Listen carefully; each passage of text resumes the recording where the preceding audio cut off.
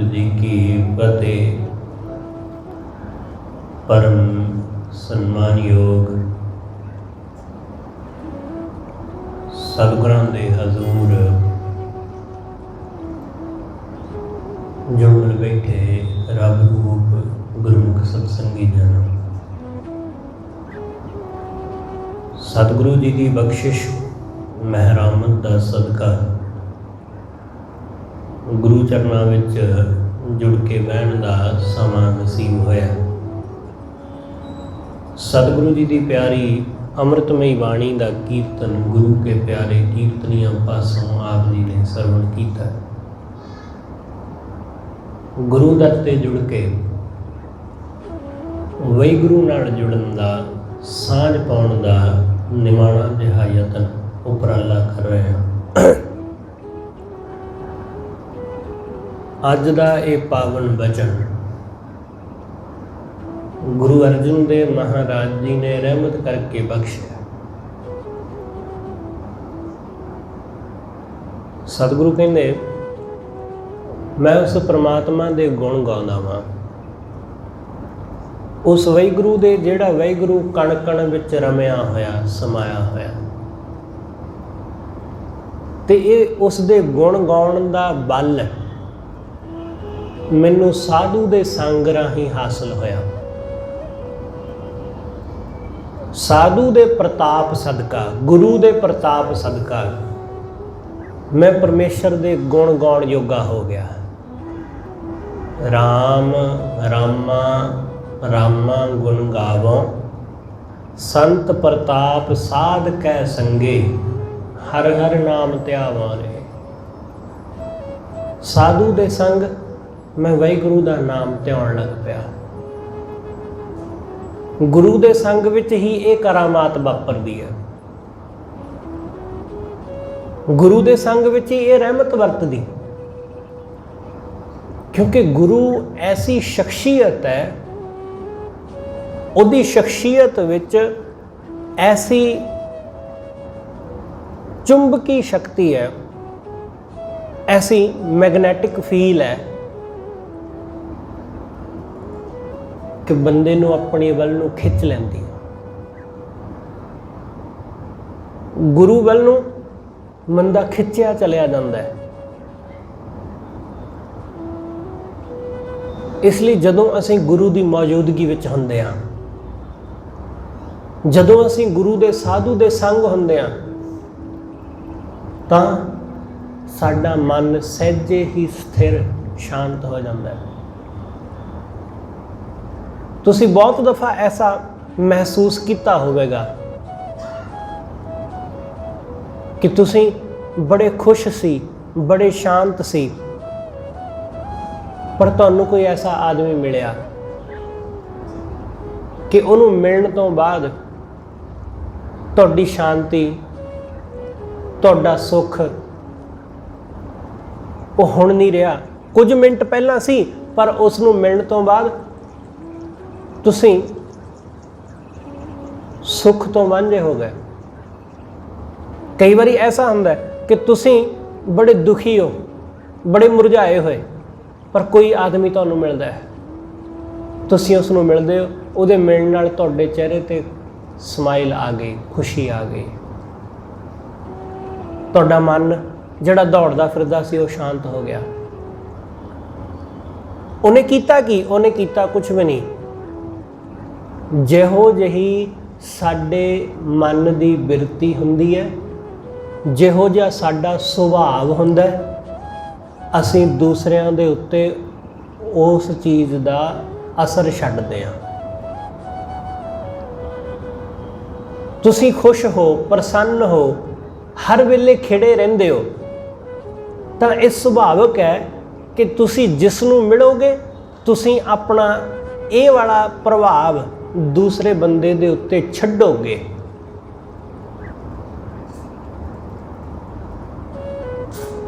जिमें किसी बंदे ने अपने तन दे उत्ते, अपने कपड़ियां ते कोई परफ्यूम लाया होया, कोई डिओ लाया होया, तुसीं उस नूं मिले ਤੇ ਤੁਹਾਨੂੰ ਬੜੀ ਪਿਆਰੀ ਜੀ ਖੁਸ਼ਬੂ ਆਈ, ਤੁਸੀਂ ਖੁਸ਼ ਹੋ ਗਏ। ਫਿਰ ਕੋਈ ਆਦਮੀ ਤੁਹਾਨੂੰ ਮਿਲਿਆ ਜਿਹੜਾ ਪਸੀਨੇ ਨਾਲ ਤਰਬਤਰ ਹੋਇਆ ਪਿਆ, ਪੂਰੇ ਕੱਪੜੇ ਉਹਦੇ ਪਸੀਨੇ ਨਾਲ ਭਰੇ ਪਏ ਨੇ ਤੇ ਉਹਦੇ ਸਰੀਰ ਵਿੱਚੋਂ ਬਦਬੂ ਆ ਰਹੀ ਪਸੀਨੇ ਦੀ। ਉਸ ਨੂੰ ਮਿਲ ਕੇ, ਉਸ ਨੂੰ ਵੇਖ ਕੇ, ਉਹਦੇ ਨੇੜੇ ਹੋ ਕੇ ਤੁਸੀਂ ਆਪਣੇ ਆਪ ਨੂੰ ਬੜਾ ਅਜੀਬ ਜਿਹਾ ਮਹਿਸੂਸ ਕਰਦੇ ਹੋ, ਬੜੀ ਭੈੜੀ ਜੀ ਬਦਬੂ ਆਈ, ਇਸ ਲਈ ਤੁਸੀਂ ਪਿਛਾਂਹ ਹਟ ਜਾਂਦੇ ਹੋ। ਇਹ ਤੇ ਸਿਰਫ ਬਾਹਰੀ ਗੱਲਾਂ ਨੇ, ਸਿਰਫ ਬਾਹਰੀ। ਇਹ ਤੇ ਸਿਰਫ ਇੱਕ ਮਾਮੂਲੀ ਜਿਹੀ ਸਰੀਰ ਦੇ ਉੱਤੇ ਕੋਈ ਖੁਸ਼ਬੂਦਾਰ ਚੀਜ਼ ਲਾਉਣ ਨਾਲ ਸਾਡੇ ਮਨ ਤੇ ਪ੍ਰਭਾਵ ਪਿਆ। ਕਿਸੇ ਦੇ ਸਰੀਰ ਵਿੱਚੋਂ ਖੁਸ਼ਬੂ ਆ ਰਹੀ ਹੈ, ਕਿਸੇ ਦੇ ਸਰੀਰ ਵਿੱਚੋਂ ਜਾਂ ਕੱਪੜਿਆਂ ਵਿੱਚੋਂ ਬਦਬੂ ਆ ਰਹੀ, ਇੰਨੀ ਕੁ ਗੱਲ ਸਾਨੂੰ ਪ੍ਰਭਾਵਿਤ ਕਰ ਲੈਂਦੀ ਹੈ।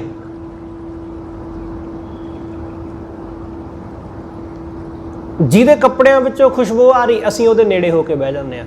ਜਿਹਦੇ ਕੋਲੋਂ ਬਦਬੂ ਆ ਰਹੀ, ਉਹਦੇ ਤੋਂ ਅਸੀਂ ਥੋੜੀ ਦੂਰੀ ਬਣਾ ਲਈ, ਥੋੜਾ ਦੂਰ ਹੋ ਕੇ ਬਹਿ ਗਏ। ਇੱਕ ਨਿੱਕੀ ਜਿਹੀ ਗੱਲ ਸਾਨੂੰ ਪ੍ਰਭਾਵਿਤ ਕਰ ਗਈ। ਜਰਾ ਤੁਸੀਂ ਸੋਚ ਕੇ ਵੇਖੋ ਕਿ ਜਿਸ ਬੰਦੇ ਦੀ ਬਿਰਤੀ ਵਾਹਿਗੁਰੂ ਨਾਲ ਜੁੜੀ ਹੈ, ਜਿਹੜਾ ਪਰਮੇਸ਼ਰ ਨਾਲ ਇੱਕਮਿਕ ਹੋਇਆ ਹੈ, ਉਸ ਬੰਦੇ ਦੇ ਨੇੜੇ ਬਹਿਣ ਦਾ ਕੀ ਪ੍ਰਭਾਵ ਹੋਵੇਗਾ।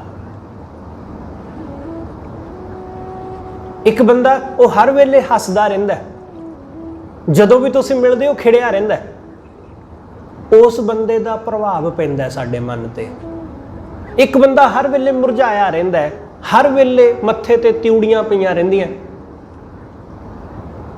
ਤੇ ਐਸੇ ਬੰਦੇ ਨੂੰ ਤੁਸੀਂ ਮਿਲਣਾ ਨਹੀਂ ਚਾਹੁੰਦੇ। ਕਿਉਂ? ਕਿਉਂਕਿ ਇਹ ਬੰਦਾ ਜਦੋਂ ਤੁਹਾਨੂੰ ਮਿਲਦਾ ਤਾਂ ਇਹ ਤੁਹਾਨੂੰ ਵੀ ਕੁਝ ਅਜੀਬ ਜਿਹਾ ਕਰ ਦਿੰਦਾ ਹੈ, ਕਿਉਂਕਿ ਆਪ ਸੜਿਆ, ਇਸ ਲਈ ਉਹਦੇ ਕੋਲ ਬੈਠਾਂਗੇ ਤੇ ਉਹ ਸਾਨੂੰ ਵੀ ਸੜਿਆਲ ਜਿਹਾ, ਸੜੀਅਲ ਜਿਹਾ ਕਰ ਦੇਗਾ। ਇਸ ਲਈ ਉਸ ਬੰਦੇ ਨੂੰ ਦੂਰੋਂ ਹੀ ਇਗਨੋਰ ਕਰ ਦਿੰਦਾ ਹੈ ਆਦਮੀ, ਅਸੀਂ ਉਹਨੂੰ ਦੂਰੋਂ ਹੀ ਇਗਨੋਰ ਕਰ ਦਿੰਦੇ ਹਾਂ। ਪਰ ਜਿਹਨੂੰ ਵੇਖ ਕੇ ਸਾਡੇ ਚਿਹਰੇ ਤੇ ਵੀ ਖੁਸ਼ ਸਮਾਈਲ ਆ ਜਾਂਦੀ ਹੈ, ਖੁਸ਼ੀ ਆ ਜਾਂਦੀ, ਅਸੀਂ ਉਸ ਨੂੰ ਕਹਿੰਦੇ ਹਾਂ, ਆਪਣੇ ਘਰ ਬੁਲਾਉਂਦੇ ਹਾਂ, ਉਹਨੂੰ ਬਿਠਾਉਂਦੇ ਹਾਂ ਆਪਣੇ ਕੋਲ, ਉਹਦੀਆਂ ਗੱਲਾਂ ਸੁਣਦੇ ਹਾਂ, ਉਹਦੇ ਨਾਲ ਗੱਲਾਂ ਕਰਦੇ ਹਾਂ। ਕਿਉਂ? ਕਿਉਂਕਿ ਉਹ ਸੁੱਖ ਦਿੰਦਾ ਹੈ। ਉਹਦੇ ਚਿਹਰੇ ਦਾ ਮੁਸਕਰਾਉਣਾ ਸਾਨੂੰ ਵੀ ਮੁਸਕਰਾਹਟ ਨਾਲ ਭਰਦਾ ਹੈ। ਜਦੋਂ ਇਹਨਾਂ ਛੋਟੀਆਂ ਛੋਟੀਆਂ ਗੱਲਾਂ ਦਾ ਸਾਡੇ ਤੇ ਅਸਰ ਹੁੰਦਾ ਹੈ, ਤਾਂ ਫਿਰ ਜਿਹੜਾ ਵਾਹਿਗੁਰੂ ਦੇ ਵਿੱਚ ਰੰਗਿਆ ਹੋਇਆ ਹੈ, ਉਹਦਾ ਅਸਰ ਕਿਉਂ ਨਹੀਂ ਹੁੰਦਾ? ਉਹਦਾ ਅਸਰ ਵੀ ਹੁੰਦਾ ਹੈ, ਉਹਦਾ ਵੀ ਅਸੀਂ ਪ੍ਰਭਾਵ ਕਬੂਲਦੇ ਹਾਂ। ਇਸ ਲਈ ਸਾਧੂ ਦੇ ਸੰਗ, ਸਤਿਗੁਰੂ ਕਹਿੰਦੇ, ਨਾਮ ਦਾ ਰੰਗ ਚੜ੍ਹਦਾ ਹੈ। ਸੰਤ ਪ੍ਰਸਾਦ ਸਾਧ ਕੈ ਸੰਗੇ, ਹਰ ਹਰ ਨਾਮ ਧਿਆਵਾ ਰੇ। ਸਤਿਗੁਰੂ ਕਹਿੰਦੇ, ਗੁਰੂ ਦੇ ਸੰਗ, ਗੁਰੂ ਦੇ ਪ੍ਰਤਾਪ ਸਦਕਾ ਮੈਂ ਵਾਹਿਗੁਰੂ ਦਾ ਨਾਮ ਧਿਆਉਣ ਲੱਗ ਗਿਆ, ਕਿਉਂਕਿ ਗੁਰੂ ਦਾ ਪ੍ਰਤਾਪ ਐਸਾ ਹੈ। ਇਸ ਲਈ ਗੁਰੂ ਦੇ ਨਾਲ ਜੁੜਨਾ, ਗੁਰੂ ਦੇ ਸੰਗ, ਗੁਰਮੁਖ ਦੇ ਸੰਗ, ਐਸੇ ਗੁਰਸਿੱਖ ਦੇ ਕੋਲ ਬਹਿਣਾ ਜਿਹੜਾ ਵਾਹਿਗੁਰੂ ਦੇ ਨੇੜੇ ਹੋ ਬਹਿੰਦਾ ਹੋਵੇ, ਜਿਹੜਾ ਪਰਮੇਸ਼ਰ ਦੇ ਨੇੜੇ ਹੋਇਆ। ਤੇ ਇਸ ਗੱਲ ਨੂੰ ਪਰਖਣਾ, ਇਸ ਨੂੰ ਜਾਣਨਾ ਥੋੜਾ ਕਠਿਨ ਹੈ, ਕਿਉਂਕਿ ਸਾਨੂੰ ਕੀ ਪਤਾ ਕਿ ਕਿਹੜਾ ਬੰਦਾ ਰੱਬ ਦੇ ਨੇੜੇ ਹੈ ਤੇ ਕਿਹੜਾ ਰੱਬ ਤੋਂ ਦੂਰ। ਕਿਉਂਕਿ ਕੋਈ ਇਸ ਨੂੰ ਪਰਖਣ ਦਾ ਕੋਈ ਥਰਮਾਮੀਟਰ ਤੇ ਹੈ ਨਹੀਂ ਕਿ ਲਾਵਾਂਗੇ ਤੇ ਪਤਾ ਲੱਗ ਜਾਏਗਾ ਕਿ ਇਹ ਬੰਦਾ ਰੱਬ ਨਾਲ ਜੁੜਿਆ ਤੇ ਇਹ ਨਹੀਂ ਜੁੜਿਆ। ਤਾਂ ਇਹ ਗੱਲ ਜਾਣਨ ਦਾ ਜੋ ਮੈਨੂੰ ਲੱਗਦਾ ਕਿ ਇਹੀ ਢੰਗ ਹੈ ਕਿ ਜਿਹਦੇ ਕੋਲ ਬਹਿ ਕੇ ਤੁਹਾਨੂੰ ਸ਼ਾਂਤੀ ਦਾ ਅਹਿਸਾਸ ਹੋਵੇ, ਜਿਹਦੇ ਕੋਲ ਬਹਿ ਕੇ ਤੁਹਾਡਾ ਹਿਰਦਾ ਖਿੜ ਜਾਵੇ, ਜਿਹਦੇ ਕੋਲ ਬਹਿ ਕੇ ਤੁਸੀਂ ਆਪਣੇ ਆਪ ਨੂੰ ਬਹੁਤ ਸ਼ਾਂਤ ਮਹਿਸੂਸ ਕਰੋ। ਜਿਹਦੇ ਕੋਲ ਬਹਿ ਕੇ ਤੁਸੀਂ ਆਪਣੇ ਆਪ ਨੂੰ ਆਨੰਦਿਤ ਮਹਿਸੂਸ ਕਰੋ, ਬਿਨਾਂ ਕਿਸੇ ਗੱਲ ਤੋਂ ਤੁਸੀਂ ਆਪਣੇ ਆਪ ਨੂੰ ਖੁਸ਼ ਮਹਿਸੂਸ ਕਰੋ, ਤਾਂ ਸਮਝਣਾ ਕਿ ਉਸ ਬੰਦੇ ਦੇ ਅੰਦਰ ਕੁਝ ਗੱਲ ਹੈ, ਉਹਦੇ ਅੰਦਰ ਵਾਹਿਗੁਰੂ ਦੀ ਨੇੜਤਾ ਹੈ, ਉਹ ਵਾਹਿਗੁਰੂ ਨਾਲ ਨੇੜੇ ਹੈ, ਪਰਮੇਸ਼ਰ ਦੇ ਨਾਲ ਜੁੜਿਆ ਹੋਇਆ ਹੈ। ਬਸ ਆਹੀ ਇੱਕ ਢੰਗ ਹੈ ਸਾਡੇ ਕੋਲ ਜਾਣਨ ਦਾ, ਹੋਰ ਕੋਈ ਢੰਗ ਨਹੀਂ ਹੈ। ਹੋਰ ਕਿਸੇ ਤਰ੍ਹਾਂ ਦਾ ਕੋਈ ਥਰਮਾਮੀਟਰ ਨਹੀਂ ਹੈ ਕਿ ਲਾ ਕੇ ਚੈੱਕ ਕਰ ਲਵਾਂਗੇ। ਤੇ ਐਸੇ ਗੁਰਮੁਖ ਦਾ, ਐਸੇ ਰੱਬ ਦੇ ਪਿਆਰੇ ਦਾ ਪ੍ਰਤਾਪ, ਉਹਦਾ ਪ੍ਰਭਾਵ ਪੈਂਦਾ ਸਾਡੇ ਮਨ ਤੇ। ਉਸ ਪ੍ਰਤਾਪ ਸਦਕਾ ਅਸੀਂ ਵਾਹਿਗੁਰੂ ਦੇ ਨਾਮ ਨੂੰ ਸਿਮਰਨ ਲੱਗ ਜਾਂਦੇ ਹਾਂ। ਜਿਵੇਂ ਕਿਸੇ ਅਮੀਰ ਆਦਮੀ ਦਾ ਠਾਠ, ਉਹਦਾ ਰੋਬ, ਉਹਦੀਆਂ ਚੀਜ਼ਾਂ ਸਾਨੂੰ ਪ੍ਰਭਾਵਿਤ ਕਰਦੀਆਂ ਨੇ ਕਿ ਅਮੀਰ ਆਦਮੀ ਬਹੁਤ ਵਧੀਆ ਮਹਿੰਗੇ ਮੁੱਲ ਦਾ ਸੂਟ ਬੂਟ ਪਾਇਆ ਹੋਇਆ, ਬਹੁਤ ਮਹਿੰਗੀ ਗੱਡੀ ਵਿੱਚ ਸਫ਼ਰ ਕਰਦਾ, ਉਹਦੇ ਵਿੱਚੋਂ ਉਤਰਿਆ, ਉਹਦੀ ਮਹਿੰਗੀ ਕਾਰ, ਉਹਦਾ ਮਹਿੰਗਾ ਪਹਿਰਾਵਾ, ਉਹ ਸਾਡੇ ਮਨ ਤੇ ਅਸਰ ਪਾਉਂਦਾ ਹੈ। ਲੋਕ ਦੇਖਦੇ ਨੇ ਕਿ ਕਾਸ਼ ਮੇਰੇ ਕੋਲ ਵੀ ਐਸੀ ਗੱਡੀ ਹੋਵੇ, ਕਾਸ਼ ਮੇਰੇ ਕੋਲ ਵੀ ਐਸਾ ਘਰ ਹੋਵੇ, ਮੇਰੇ ਕੋਲ ਵੀ ਐਸੀਆਂ ਚੀਜ਼ਾਂ ਹੋਣ। ਜਿਵੇਂ ਉਸ ਬੰਦੇ ਨੂੰ ਵੇਖ ਕੇ ਬੰਦਾ ਇਹ ਸੋਚਣ ਲੱਗ ਜਾਂਦਾ ਹੈ ਕਿ ਮੇਰੇ ਕੋਲ ਵੀ ਐਸਾ ਹੋਵੇ, ਮੇਰੇ ਕੋਲ ਵੀ ਐਸੇ ਕੱਪੜੇ, ਮੇਰੇ ਕੋਲ ਵੀ ਐਸਾ ਘਰ, ਐਸੀ ਕਾਰ, ਐਸੀਆਂ ਚੀਜ਼ਾਂ ਹੋਣ। ਬਿਲਕੁਲ ਐਸਾ ਹੈ ਜਦੋਂ ਕੋਈ ਵਾਹਿਗੁਰੂ ਦੇ ਨਾਮ ਦੀ ਦੌਲਤ ਵਾਲਾ ਆਦਮੀ ਮਿਲਦਾ ਹੈ, ਜਦੋਂ ਕੋਈ ਗੁਰਸਿੱਖ ਮਿਲਦਾ ਹੈ, ਕੋਈ ਸਾਧੂ ਮਿਲਦਾ ਹੈ, ਤਾਂ ਉਸ ਨੂੰ ਵੇਖ ਕੇ ਵੀ ਮਨ ਵਿੱਚ ਇਹੀ ਖਿਆਲ ਉੱਠਦਾ ਹੈ ਕਿ ਕਾਸ਼ ਮੈਂ ਵੀ ਇਹਦੇ ਵਾਂਗੂ ਪ੍ਰਮਾਤਮਾ ਨਾਲ ਜੁੜ ਸਕਾਂ, ਮੈਂ ਵੀ ਇਹਦੇ ਵਾਂਗੂ ਸ਼ਾਂਤ ਹੋ ਸਕਾਂ। ਕਿ ਵੱਡੀ ਤੋਂ ਵੱਡੀ ਗੱਲ ਵੀ ਵਾਪਰ ਜਾਂਦੀ, ਇਹ ਸ਼ਾਂਤ ਰਹਿੰਦਾ, ਇਹ ਕ੍ਰੋਧਿਤ ਨਹੀਂ ਹੁੰਦਾ। ਕਾਸ਼ ਮੈਂ ਵੀ ਇਹਦੇ ਵਰਗਾ ਹੋ ਸਕਾਂ। ਅਸੀਂ ਅਮੀਰ ਆਦਮੀ ਤਾਂ ਅਕਸਰ ਦੇਖਦੇ ਰਹਿੰਦੇ ਹਾਂ, ਪਰ ਵਾਹਿਗੁਰੂ ਦੇ ਨਾਮ ਦੀ ਦੌਲਤ ਵਾਲਾ ਅਮੀਰ ਸਾਨੂੰ ਮਿਲਦਾ ਨਹੀਂ, ਉਹ ਸਾਨੂੰ ਕਿਧਰੇ ਨਜ਼ਰ ਨਹੀਂ ਆਉਂਦਾ।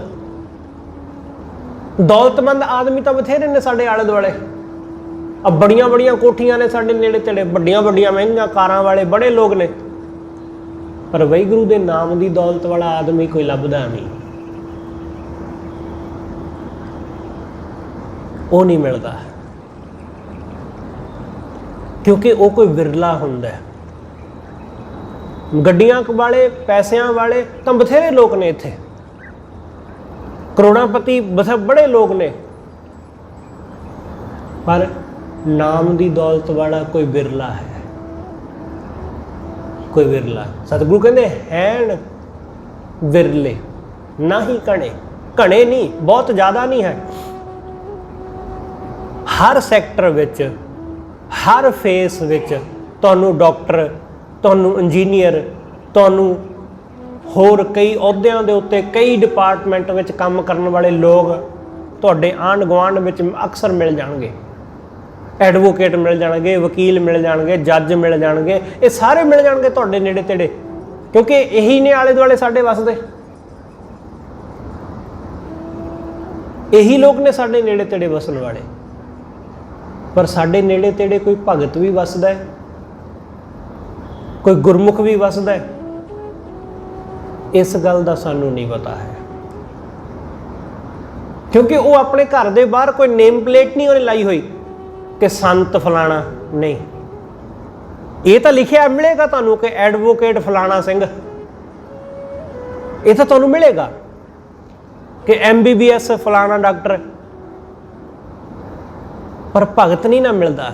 ਉਹ ਆਪਣੇ ਨਾਮ ਮੂਹਰੇ ਥੋੜੀ ਨਾ ਲਿਖਦਾ ਕਿ ਮੈਂ ਭਗਤ ਹਾਂ, ਮੈਂ ਗੁਰਸਿੱਖ ਹਾਂ, ਮੈਂ ਸਾਧੂ ਹਾਂ, ਉਹ ਨਹੀਂ ਲਿਖਦਾ। ਇਸ ਲਈ ਉਹ ਸਾਡੀ ਪਕੜ ਵਿੱਚ ਨਹੀਂ ਆਉਂਦਾ, ਉਹ ਸਾਡੀ ਸਮਝ ਵਿੱਚ, ਸਾਡੀ ਨਿਗਾਹ ਵਿੱਚ ਨਹੀਂ ਆਉਂਦਾ। ਸਤਿਗੁਰੂ ਕਹਿੰਦੇ ਉਹਦਾ ਪ੍ਰਤਾਪ, ਅਸੀਂ ਮਾਮੂਲੀ ਚੀਜ਼ਾਂ ਦਾ ਪ੍ਰਤਾਪ, ਮਾਮੂਲੀ ਲੋਕਾਂ ਦਾ ਪ੍ਰਤਾਪ ਕਬੂਲ ਲੈਂਦੇ ਹਾਂ, ਪਰ ਸਾਧੂ ਦਾ ਪ੍ਰਤਾਪ ਵੀ ਕਬੂਲਿਆ ਜਾਂਦਾ ਹੈ ਜਦੋਂ ਕੋਈ ਮਿਲ ਜਾਂਦਾ ਹੈ ਗੁਰਮੁਖ। ਕੌਡੇ ਨੂੰ ਮਿਲ ਗਏ ਗੁਰੂ ਨਾਨਕ, ਤੇ ਕੌਡਾ ਰਾਖਸ਼ ਨਾ ਹੋ ਕੇ ਉਹ ਦੇਵਤਾ ਹੋ ਗਿਆ। ਸੱਜਣ ਨੂੰ ਮਿਲ ਗਏ ਗੁਰੂ ਨਾਨਕ, ਤੇ ਸੱਜਣ ਠੱਗ ਤੋਂ ਉਹ ਸੰਤ ਹੋ ਗਿਆ, ਉਹ ਸ਼ੇਖ ਹੋ ਗਿਆ। ਭੂਮੀਏ ਚੋਰ ਨੂੰ ਮਿਲ ਗਿਆ ਗੁਰੂ ਨਾਨਕ, ਤੇ ਉਹ ਚੋਰ ਨਾ ਹੋ ਕੇ ਉਹ ਸੰਤ ਹੋ ਗਿਆ। ਇਸ ਲਈ ਜਿਸ ਦਿਨ ਸਾਨੂੰ ਗੁਰੂ ਮਿਲ ਪੈਂਦਾ ਉਸ ਦਿਨ ਅਸੀਂ ਉਸ ਵਾਹਿਗੁਰੂ ਦੇ ਸਿਮਰਨ ਵਿੱਚ ਲੱਗ ਜਾਂਦੇ ਹਾਂ, ਅਸੀਂ ਉਹਦੀ ਬੰਦਗੀ ਵਿੱਚ ਲੱਗ ਜਾਂਦੇ ਹਾਂ। ਅਸੀਂ ਉਹ ਨਹੀਂ ਰਹਿ ਜਾਂਦੇ ਜੋ ਉਸ ਨੂੰ ਮਿਲਣ ਤੋਂ ਪਹਿਲਾਂ ਹੁੰਦੇ ਹਾਂ। ਇਸ ਕਰਕੇ ਸਤਿਗੁਰੂ ਕਹਿੰਦੇ ਸੰਤ ਪ੍ਰਤਾਪ ਸਾਧ ਕੈ ਸੰਗੇ, ਹਰ ਹਰ ਨਾਮ ਧਿਆਵਾਂ ਰੇ। ਮੈਂ ਉਹਦਾ ਨਾਮ ਧਿਆਉਣ ਲੱਗ ਪਿਆ, ਕਿਉਂਕਿ ਉਹਦਾ ਪ੍ਰਤਾਪ ਹੀ ਐਸਾ ਹੈ, ਉਹਦਾ ਪ੍ਰਭਾਵ ਹੀ ਐਸਾ ਹੈ।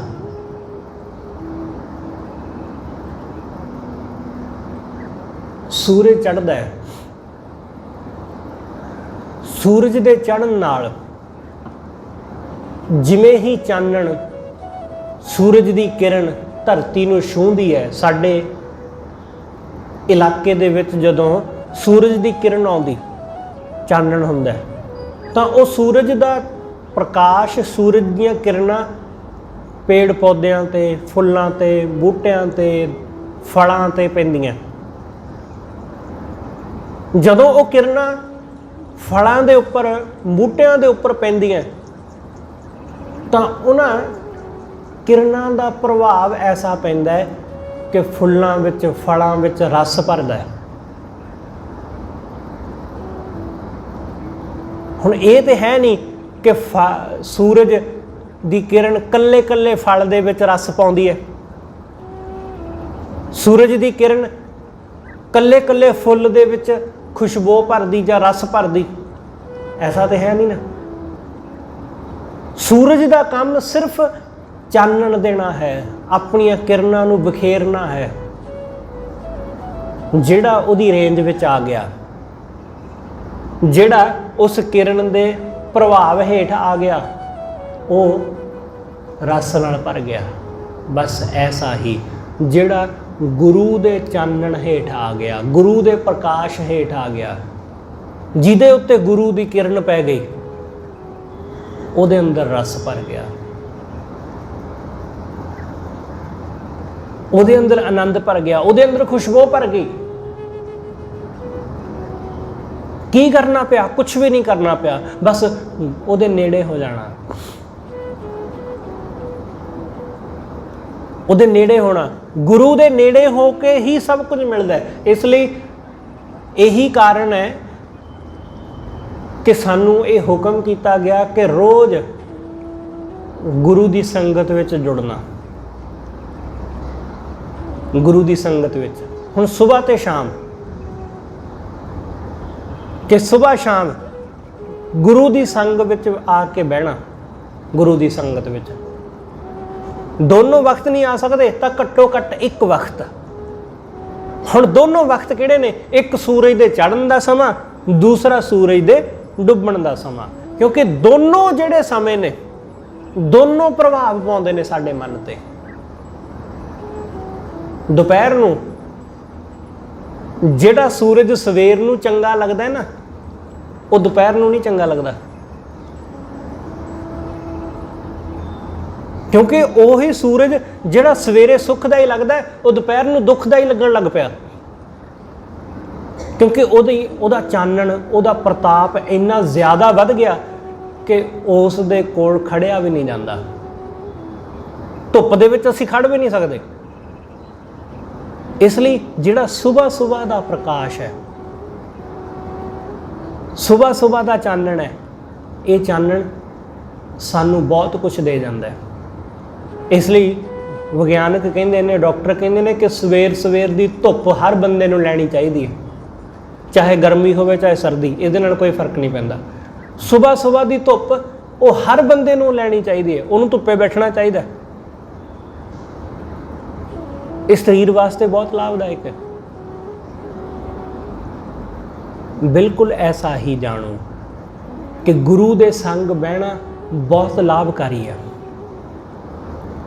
ਗੁਰੂ ਸਾਡੇ ਜੀਵਨ ਵਿੱਚ ਸਾਨੂੰ ਬਹੁਤ ਕੁਝ ਪ੍ਰਦਾਨ ਕਰਦਾ ਹੈ, ਬਹੁਤ ਆਨੰਦ, ਬਹੁਤ ਸੁੱਖ ਬਖਸ਼ਦਾ ਹੈ। ਇਸ ਲਈ ਸੁਬਾਹ ਸ਼ਾਮ ਘੱਟੋ ਘੱਟ ਇੱਕ ਵਕਤ ਤਾਂ ਅਸੀਂ ਗੁਰੂ ਦੇ ਨੇੜੇ ਹੋਈਏ। ਗੁਰੂ ਦੇ ਪ੍ਰਤਾਪ ਸਦਕਾ ਅਸੀਂ ਉਸ ਨੂੰ ਸਿਮਰਨ ਲੱਗ ਜਾਂਦੇ ਹਾਂ। ਗੁਰੂ ਦੀ ਸੰਗਤ ਸਦਕਾ ਅਸੀਂ ਉਸ ਪ੍ਰਮਾਤਮਾ ਨੂੰ ਆਰਾਧਨ ਲੱਗ ਜਾਂਦੇ ਹਾਂ। ਇਸ ਲਈ ਗੁਰੂ ਦੇ ਸੰਗ ਬਹਿਣਾ, ਗੁਰੂ ਦੇ ਪ੍ਰਤਾਪ ਵਿੱਚ, ਗੁਰੂ ਦੀ ਰੇਂਜ ਵਿੱਚ, ਗੁਰੂ ਦੀ ਸ਼ਰਨ ਵਿੱਚ। ਇਸ ਕਰਕੇ ਸਤਿਗੁਰੂ ਸਮਝਾਉਂਦੇ, ਰਾਮ ਰਾਮਾ ਰਾਮਾ ਗੁਣ ਗਾਵੋਂ, ਮੈਂ ਵਾਹਿਗੁਰੂ ਦੇ ਪਰਮੇਸ਼ਰ ਦੇ ਗੁਣ ਗਾਉਣਾ, ਸੰਤ ਪ੍ਰਤਾਪ ਸਾਧ ਕੈ ਸੰਗੇ, ਹਰ ਹਰ ਨਾਮ ਧਿਆਵੋਂ ਰੇ। ਮੈਂ ਉਸ ਨੂੰ ਧਿਆਉਣਾ ਹੈ।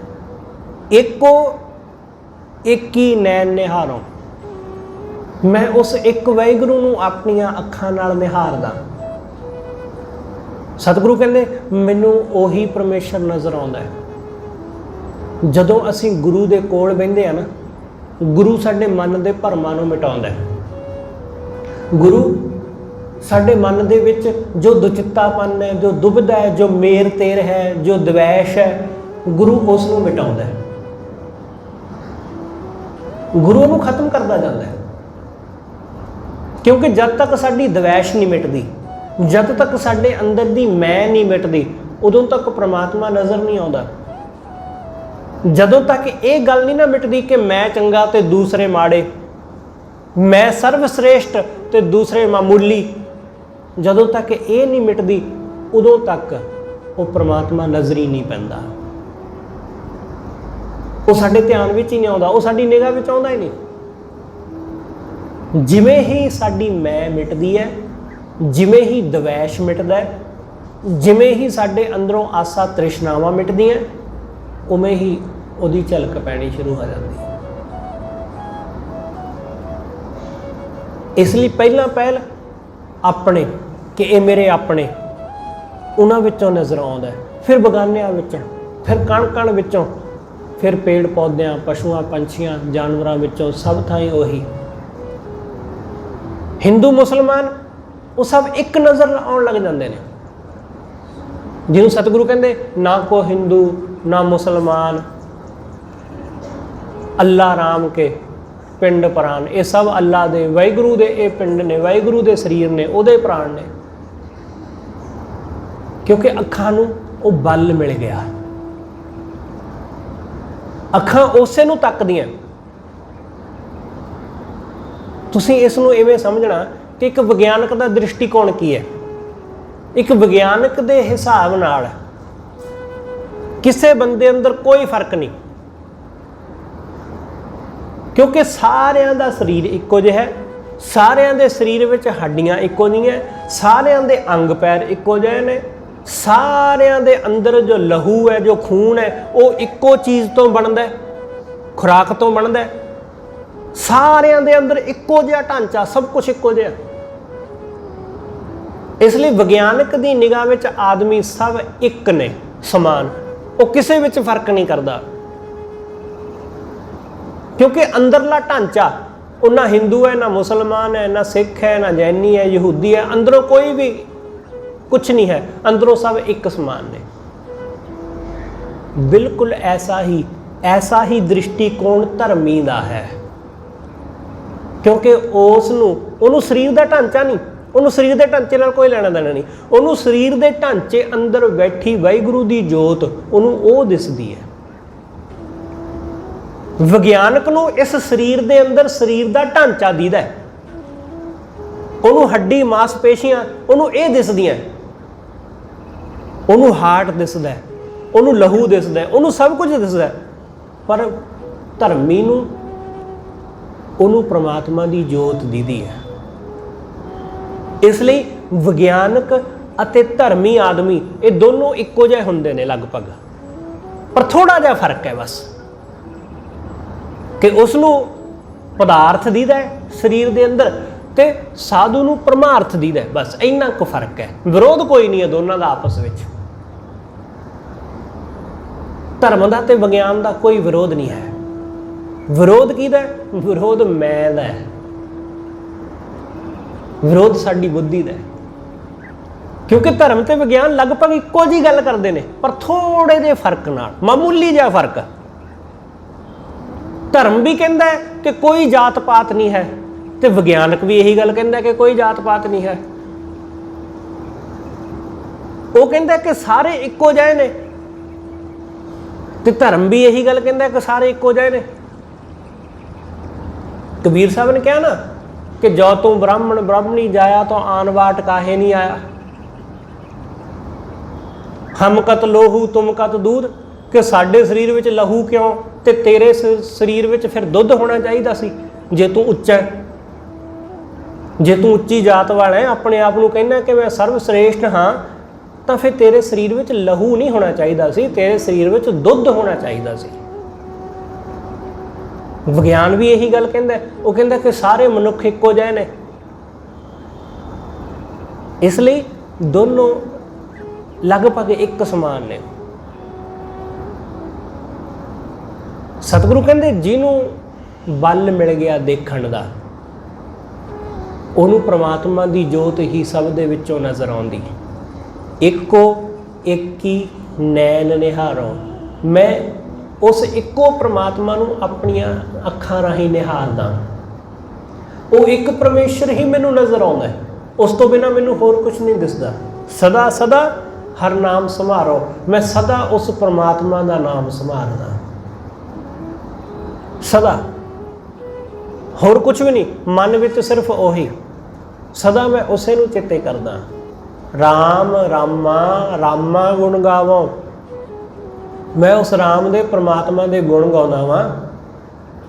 ਸੰਤ ਪ੍ਰਤਾਪ ਸਾਧ ਕੈ ਸੰਗੇ, ਸਾਧੂ ਦੇ ਪ੍ਰਤਾਪ ਸਦਕਾ, ਸਾਧੂ ਦੇ ਗੁਰੂ ਦੇ ਸੰਗ ਸਦਕਾ, ਹਰ ਹਰ ਨਾਮ ਧਿਆਵੋ ਰੇ, ਮੈਂ ਵਾਹਿਗੁਰੂ ਦੇ ਨਾਮ ਨੂੰ ਧਿਆਉਣ ਲੱਗ ਪਿਆ। ਗੁਰੂ ਦਾ ਪ੍ਰਭਾਵ ਵੀ ਮੇਰੇ ਤੇ ਐਸਾ ਪਿਆ ਕਿ ਮੈਂ ਪਰਮੇਸ਼ਰ ਦੇ ਨਾਮ ਨੂੰ ਸਿਮਰਨ ਲੱਗ ਪਿਆ। ਰਹਾਓ ਸਗਲ ਸਮਗਰੀ ਜਾ ਕੇ ਸੂਤ ਪਰੋਈ, ਇਹ ਸਾਰੀ ਸਮਗਰੀ, ਸਾਰੀ ਸ੍ਰਿਸ਼ਟੀ ਵਾਹਿਗੁਰੂ ਦੇ ਸੂਤਰ ਵਿੱਚ ਪਰੋਈ ਹੋਈ, ਭਾਵ ਉਹਦੇ ਹੁਕਮ ਰੂਪੀ ਸੂਤਰ ਵਿੱਚ ਪਰੋਈ ਹੈ। ਸਭ ਕੁਝ ਉਹਦੇ ਹੁਕਮ ਵਿੱਚ ਹੈ, ਉਹਦੀ ਰਜ਼ਾ ਵਿੱਚ। ਉਹਦੀ ਰਜ਼ਾ ਤੋਂ ਬਾਹਰ ਕੁਝ ਵੀ ਨਹੀਂ ਹੈ।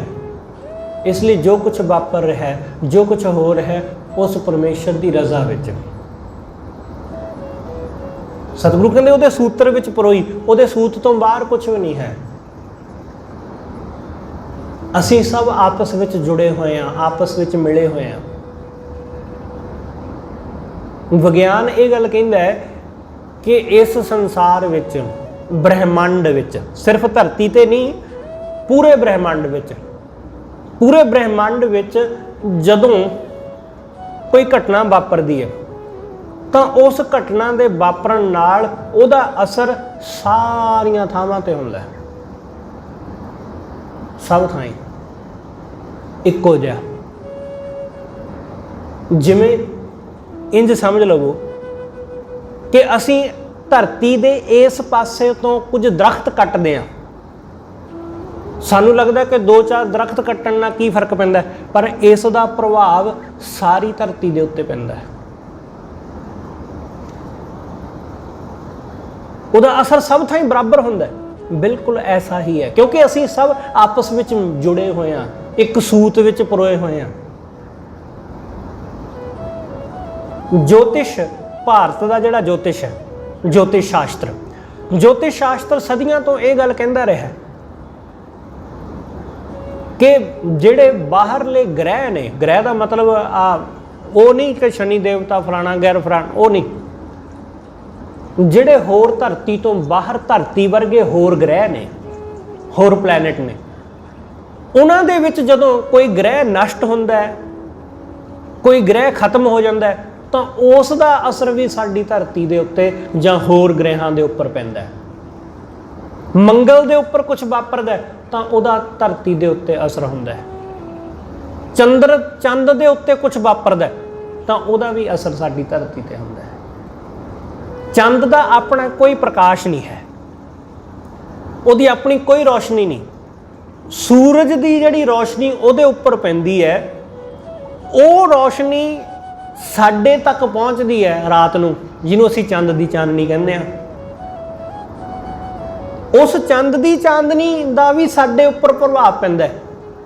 ਕੁਝ ਫੁੱਲ ਉਹ ਚੰਦ ਦੀ ਚਾਂਦਨੀ ਵਿੱਚ ਹੀ ਖਿਲਦੇ ਨੇ ਰਾਤ ਨੂੰ, ਇਸ ਲਈ ਉਹਦੇ ਉੱਪਰ ਵਾਪਰਨ ਵਾਲੀ ਚੀਜ਼ ਵੀ ਸਾਡੇ ਉੱਤੇ ਅਸਰ ਪਾਉਂਦੀ ਹੈ। ਇਸ ਤਰ੍ਹਾਂ ਸਾਰੀ ਸ੍ਰਿਸ਼ਟੀ ਆਪਸ ਵਿੱਚ ਜੁੜੀ ਹੋਈ ਹੈ, ਅਸੀਂ ਸਭ ਆਪਸ ਵਿੱਚ ਜੁੜੇ ਹੋਏ ਹਾਂ। ਸਤਿਗੁਰੂ ਸਮਝਾਉਂਦੇ, ਸਗਲ ਸਮਗਰੀ ਜਾ ਕੇ ਸੂਤ ਪਰੋਈ, ਘਟ ਘਟ ਅੰਤਰ ਰਵਿਆ ਸੋਈ। ਉਹ ਵਾਹਿਗੁਰੂ ਘਟ ਘਟ ਵਿੱਚ ਵਸਿਆ ਹੋਇਆ, ਉਹ ਸਾਰੀਆਂ ਥਾਵਾਂ ਵਿੱਚ ਉਹੀ ਵਸਿਆ। ਉਹ ਓਪਤ ਪਰਲੋ ਖਿੰਡ ਮੈਂ ਕਰਤਾ। ਉਹ ਪਰਮੇਸ਼ਰ ਇੱਕ ਪਲ ਵਿੱਚ ਓਪਤ ਉਤਪੱਤੀ ਕਰ ਦਿੰਦਾ ਹੈ, ਇੱਕ ਪਲ ਵਿੱਚ, ਇੱਕ ਪਲ ਵਿੱਚ ਉਤਪੱਤੀ ਕਰਦਾ ਹੈ। ਉਹ ਕੁਛ ਵੀ ਪੈਦਾ ਕਰ ਦਿੰਦਾ ਹੈ, ਕੁਛ ਵੀ ਸਾਜ ਦਿੰਦਾ ਹੈ। ਓਪਤ ਤੇ ਪਰਲੋ, ਇੱਕ ਪਲ ਵਿੱਚ ਪਰਲੋ ਵੀ ਲੈ ਆਉਂਦਾ। ਸਾਨੂੰ ਪਤਾ ਵੀ ਨਹੀਂ ਚੱਲਦਾ ਹੈ ਕਿ ਕਦੋਂ ਭੁਚਾਲ ਆ ਜਾਂਦਾ ਹੈ, ਕਦੋਂ ਹੜ੍ਹ ਆ ਜਾਂਦਾ ਹੈ। ਸਾਡੇ ਸਾਹਮਣੇ ਬਹੁਤ ਕੁਝ ਵਾਪਰ ਜਾਂਦਾ ਹੈ, ਅਸੀਂ ਅਣਜਾਣ ਹੁੰਦੇ ਹਾਂ ਉਸ ਗੱਲ ਤੋਂ। ਇਸ ਲਈ ਸਤਿਗੁਰੂ ਕਹਿੰਦੇ, ਓਪਤ ਪਰਲੋ ਖਿੰਨ ਮੈਂ ਕਰਤਾ। ਇੱਕ ਖਿੰਨ ਵਿੱਚ ਉਹ ਸਾਜ ਦਿੰਦਾ ਹੈ, ਇੱਕ ਖਿੰਨ ਵਿੱਚ ਉਹ ਢਾਹ ਵੀ ਦਿੰਦਾ ਹੈ। ਆਪ ਅਲੇਪਾ ਨਿਰਗੁਣ ਰਹਿਤਾ। ਉਹ ਵਾਹਿਗੁਰੂ ਆਪ ਅਲੇਪ ਹੈ ਇਸ ਸਭ ਕਾਸੇ ਤੋਂ। ਸਾਰੀ ਸ੍ਰਿਸ਼ਟੀ ਦੇ ਵਿੱਚ ਰਹਿ ਕੇ ਵੀ ਉਹ ਸ੍ਰਿਸ਼ਟੀ ਤੋਂ ਅਲੇਪ ਨਿਰਲੇਪ ਰਹਿੰਦਾ। ਆਪ ਅਲੇਪਾ ਨਿਰਗੁਣ ਰਹਿਤਾ, ਕਰਨ ਕਰਾਵਨ ਅੰਤਰਜਾਮੀ। ਉਹ ਵਾਹਿਗੁਰੂ ਸਭ ਕੁਝ ਕਰਨ ਕਰਾਉਣ ਵਾਲਾ, ਉਹ ਅੰਤਰਜਾਮੀ ਹੈ। ਆਨੰਦ ਕਰੇ ਆਨੰਦ ਕਰੇ ਨਾਨਕ ਕਾ ਸੁਆਮੀ। ਸਤਿਗੁਰੂ ਕਹਿੰਦੇ, ਮੇਰਾ ਸੁਆਮੀ, ਮੇਰਾ ਮਾਲਕ ਹਮੇਸ਼ਾ ਆਨੰਦ ਮਾਣਦਾ ਹੈ, ਇਸ ਲਈ ਉਹਦੇ ਘਰ ਦੇ ਵਿੱਚ ਆਨੰਦ ਹੀ ਆਨੰਦ ਹੈ। ਸਤਿਗੁਰੂ ਨੇ ਨਾ ਬਾਣੀ ਅੰਦਰ ਕਿ ਤੇਰਾ ਘਰ ਆਨੰਦ ਵਧਾਈ ਤੁਧ ਘਰ, ਕਿ ਇਹ ਸੱਚੇ ਪਾਤਸ਼ਾਹ ਤੇਰੇ ਘਰ ਵਿੱਚ ਹਮੇਸ਼ਾ ਹੀ ਆਨੰਦ ਹੈ। ਇੱਥੇ ਹਮੇਸ਼ਾ ਹੀ ਵਧਾਈਆਂ ਨੇ, ਇੱਥੇ ਸੁੱਖ ਹੀ ਸੁੱਖ ਹੈ, ਇੱਥੇ ਸੋਗ ਹੈ ਹੀ ਨਹੀਂ, ਇੱਥੇ ਦੁੱਖ ਹੈ ਹੀ ਨਹੀਂ। ਵਾਹਿਗੁਰੂ ਦੇ ਦਰ ਕੋਈ ਦੁੱਖ ਨਹੀਂ ਹੈ, ਉੱਥੇ ਆਨੰਦ ਹੀ ਆਨੰਦ ਹੈ। ਦੁੱਖ ਤੇ ਸੁੱਖ ਸਾਡੇ ਵਾਸਤੇ ਹੈ, ਕਿਉਂਕਿ ਸਾਨੂੰ ਸਿਰਫ ਇੱਕ ਹੀ ਪੱਖ ਨਜ਼ਰ ਆਉਂਦਾ ਹੈ, ਪਰ ਉਹ ਵਾਹਿਗੁਰੂ ਉਹ ਸਭ ਚੀਜ਼ਾਂ ਤੋਂ ਮੁਕਤ ਹੈ। ਇਸ ਲਈ ਤਾਂ ਉਸ ਨੂੰ ਅਕਾਲ ਕਿਹਾ, ਅਕਾਲ ਜਿਹੜਾ ਸਮੇਂ ਤੋਂ ਰਹਿਤ ਹੈ। ਅਸੀਂ ਲੋਕ ਸਮੇਂ ਵਿੱਚ ਵੱਜੇ ਹੋਏ ਹਾਂ, ਅਸੀਂ ਜੋ ਕੱਲ ਬੀਤ ਗਿਆ ਉਸ ਵਿੱਚ ਵੱਜੇ ਹੋਏ ਹਾਂ, ਜੋ ਹੁਣ ਬੀਤ ਰਿਹਾ ਹੈ ਇਹਦੇ ਨਾਲ ਵੱਜੇ ਹੋਏ ਹਾਂ, ਤੇ ਜੋ ਹੋਣ ਵਾਲਾ ਹੈ ਉਹਦੇ ਵਿੱਚ ਵੱਜੇ ਹੋਏ ਹਾਂ। ਕੱਲ, ਅੱਜ, ਕੱਲ, ਅਸੀਂ ਇਹਨਾਂ ਤਿੰਨਾਂ ਵਿੱਚ ਹੀ ਉਲਝੇ ਰਹਿੰਦੇ ਹਾਂ। ਭੂਤ, ਭਵਿੱਖ, ਵਰਤਮਾਨ, ਅਸੀਂ ਇਹਨਾਂ ਵਿੱਚ ਹੀ ਉਲਝ ਕੇ ਆਪਣਾ ਜੀਵਨ ਬਤੀਤ ਕਰਦੇ ਰਹਿੰਦੇ। ਪਰ ਉਹ ਵਾਹਿਗੁਰੂ ਸਮੇਂ ਤੋਂ ਮੁਕਤ ਹੈ, ਉਹ ਸਮੇਂ ਤੋਂ ਮੁਕਤ, ਇਸ ਲਈ ਉੱਥੇ ਆਨੰਦ ਹੈ। ਤੇ ਜੋ ਸਮੇਂ ਤੋਂ ਮੁਕਤ ਹੈ ਉੱਥੇ ਤਾਂ ਮੌਤ ਹੋ ਹੀ ਨਹੀਂ ਨਾ ਸਕਦੀ। ਅਸੀਂ ਸਮੇਂ ਵਿੱਚ ਹਾਂ, ਇਸ ਕਰਕੇ ਸਾਨੂੰ ਮੌਤ ਦਾ ਡਰ ਸਤਾਉਂਦਾ ਰਹਿੰਦਾ ਹੈ। ਉਹ ਸਮੇਂ ਤੋਂ ਰਹਿਤ ਹੈ। ਸਤਿਗੁਰੂ ਕਹਿੰਦੇ ਉੱਥੇ ਆਨੰਦ ਹੀ ਹੈ, ਉਹ ਹਮੇਸ਼ਾ ਆਨੰਦ ਮਾਣਦਾ ਹੈ। ਤੇ ਇਹੀ ਕਾਰਨ ਹੈ ਕਿ ਭਗਤ ਜਦੋਂ ਉਸ ਵਾਹਿਗੁਰੂ ਨਾਲ ਜੁੜਦਾ ਹੈ ਤਾਂ ਉਹ ਆਨੰਦ ਵਿੱਚ ਰਹਿੰਦਾ ਹੈ, ਉਹ ਬੜਾ ਸਕੂਨ ਮਾਣਦਾ ਹੈ, ਬੜਾ ਆਨੰਦ ਮਾਣਦਾ ਹੈ, ਕਿਉਂਕਿ ਉਹ ਵੀ ਉਸ ਅਵਸਥਾ ਵਿੱਚ ਪਹੁੰਚ ਜਾਂਦਾ ਹੈ, ਉਹ ਵੀ ਸਮੇਂ ਤੋਂ ਮੁਕਤ ਹੋ ਜਾਂਦਾ ਹੈ। ਇਸ ਕਰਕੇ ਉਹ ਜੰਮਣ ਮਰਨ ਤੋਂ ਰਹਿਤ ਹੋ ਜਾਂਦਾ ਹੈ। ਇਸ ਕਰਕੇ ਤਾਂ ਸਤਿਗੁਰੂ ਨੇ ਕਿਹਾ ਕਿ ਜਿਹਨੇ ਬ੍ਰਹਮ ਨੂੰ ਜਾਣ ਲਿਆ, ਬ੍ਰਹਮ ਗਿਆਨੀ, ਉਹ ਸਦ ਜਿਉਂਦਾ ਹੈ। ਬ੍ਰਹਮ ਗਿਆਨੀ ਸਦ ਜੀਵ ਹੈ, ਨਹੀਂ ਮਰਦਾ, ਉਹ ਨਹੀਂ ਮਰਦਾ, ਕਿਉਂਕਿ ਉਹ ਉਸ ਬ੍ਰਹਮ ਵਿੱਚ ਲੀਨ ਹੋ ਗਿਆ। ਸਤਿਗੁਰੂ ਰਹਿਮਤ ਕਰੇ। ਇਹ ਰੱਬੀ ਆਨੰਦ ਗੁਰੂ ਕਿਰਪਾ ਕਰਕੇ ਸਾਨੂੰ ਸਾਰਿਆਂ ਨੂੰ ਬਖਸ਼ੇ। ਹੋਈਆਂ ਭੁੱਲਾਂ ਲਈ ਖਿਮਾ। ਸਤਿਗੁਰੂ ਜੀ ਅਤੇ ਆਪ ਸਰਬੱਤ ਸੰਗਤ ਬਖਸ਼ਣਯੋਗ। ਭੁੱਲਾਂ ਨਾ ਚਤਾਰਦੇ ਹੋਏ ਆਖੋ ਜੀ ਵਾਹਿਗੁਰੂ ਜੀ ਕਾ ਖਾਲਸਾ, ਵਾਹਿਗੁਰੂ ਜੀ ਕੀ ਫਤਿਹ।